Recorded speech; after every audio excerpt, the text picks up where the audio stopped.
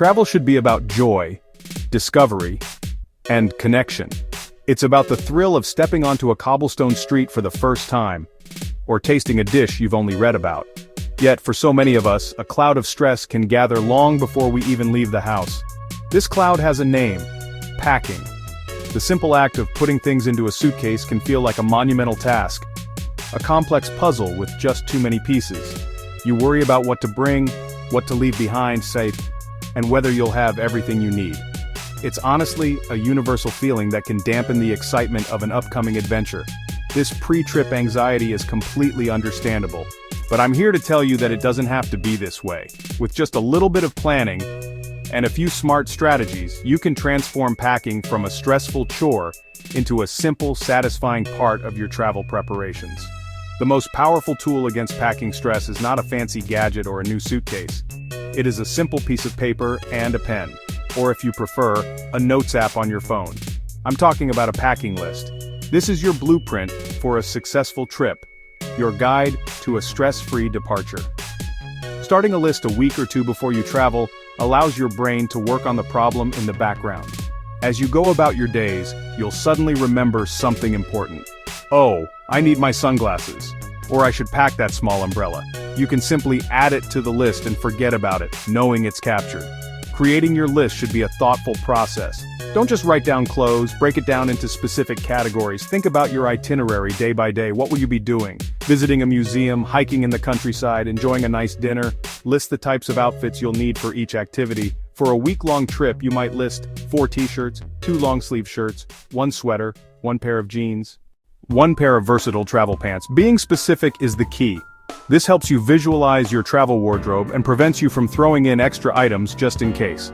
Before you can pack a single sock, you need to choose your primary travel companion, your luggage. The right bag can make your journey smooth and effortless, while the wrong one can feel like you're dragging an anchor behind you. Your choice of luggage should be dictated by your travel style and your destination. Smooth, modern airports of major cities, hopping on and off trains, and cobblestone streets of a historic European village. Each scenario calls for a different type of bag. For most of my European travels, carry-on sized backpack, convertible suitcase. A backpack is my top choice for its sheer mobility. It keeps your hands free for a map, a train ticket, or even a delicious gelato. When you encounter a flight of stairs, and you will encounter many in Europe, you can simply walk up them without a second thought. A rolling bag, on the other hand, becomes a clumsy, heavy object that you have to haul up one step at a time. A good travel backpack distributes weight evenly on your back. Many modern designs can be converted, with straps that tuck away to turn it into a soft-sided suitcase for checking in or storing. If you do prefer a rolling bag, look for one with high-quality sturdy wheels and a durable telescoping handle.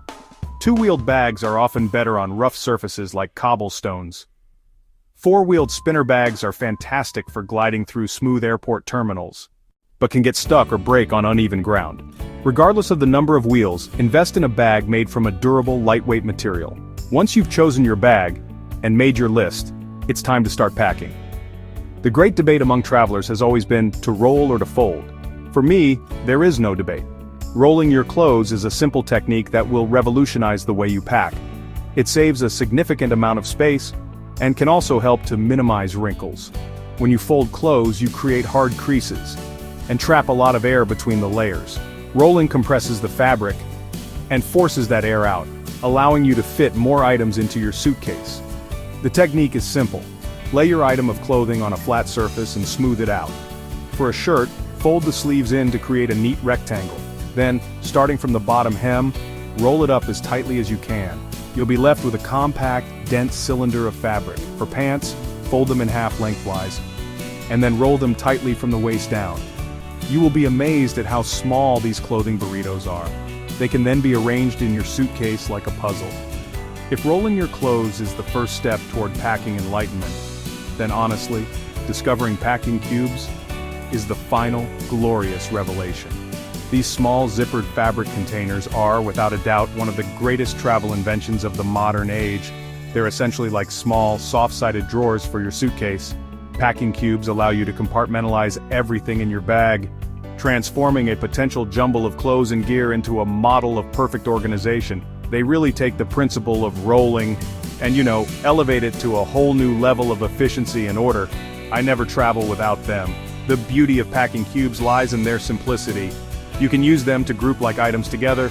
For example, one cube can hold all your rolled shirts, tops, another can be for your socks, underwear, and a third can be for your pants, shorts.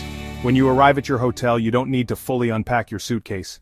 You can simply take out the cubes and place them in the hotel drawers or on a shelf. Your clothes stay neat, contained, and super easy to find. There's no more exploding suitcase syndrome where your belongings spread all over the room. Packing cubes also help with compression. While they don't work like vacuum-sealed bags, the act of zipping up a full cube does help to compress the contents. Not all trips are created equal. Your packing strategy should adapt to the length and nature of your journey. Weekend getaway versus a 3-week grand tour. The key principle, however, remains the same. Pack only what you need. For a short trip, this is relatively easy. For a longer trip, it requires more discipline and a commitment to doing laundry on the road. For a weekend trip, you should be able to fit everything into a small backpack or duffel bag. The goal is maximum mobility. You don't want to be weighed down. Lay out your outfits for each day. One travel day outfit. One outfit for your main day of activities. Something for the evening. Add one extra top, just in case. Choose versatile items that can be mixed and matched. A pair of dark, comfortable jeans or pants can work for both sightseeing and a casual dinner. Stick to 1 or 2 pairs of shoes. For a long vacation of 2 weeks or more, pack smarter and plan to do laundry. No one needs more than a week's worth of clothing, no matter how long the trip. Packing for 3 weeks is the same as packing for 1 week. You can find a laundromat, use your hotel's laundry service, or even wash a few items in your hotel sink. Pack about 5 to 7 days worth of underwear and socks, 4 or 5 versatile tops, 2 pairs of pants, and 1 sweater or jacket for layering.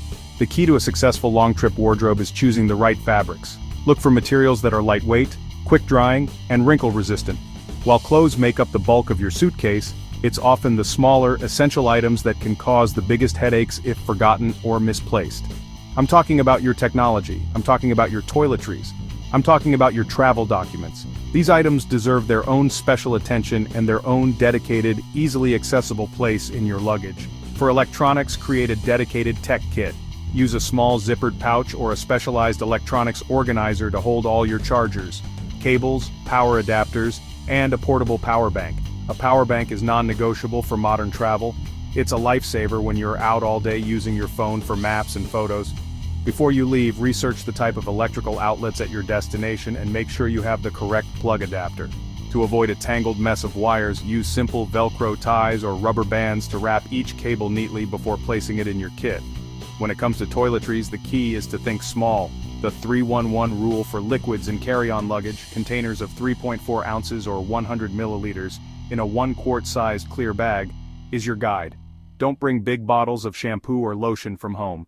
Instead, decant your favorite products into small reusable travel-sized bottles. Better yet, switch to solid toiletries. Solid shampoo bar, solid conditioner bar, solid toothpaste bar. Pack these in a clear waterproof toiletry bag to contain any potential leaks. Finally, your documents are your most precious cargo. Keep your passport, visa, driver's license, and any tickets or reservations in a secure but accessible travel wallet or pouch. I always make both physical and digital copies of everything. Take photos of your passport, credit cards, front, credit cards, back, and other important documents with your phone. Then, email those photos to yourself and save them to a secure cloud service. The day before you leave for a trip can be a whirlwind of last-minute tasks and rising anxiety.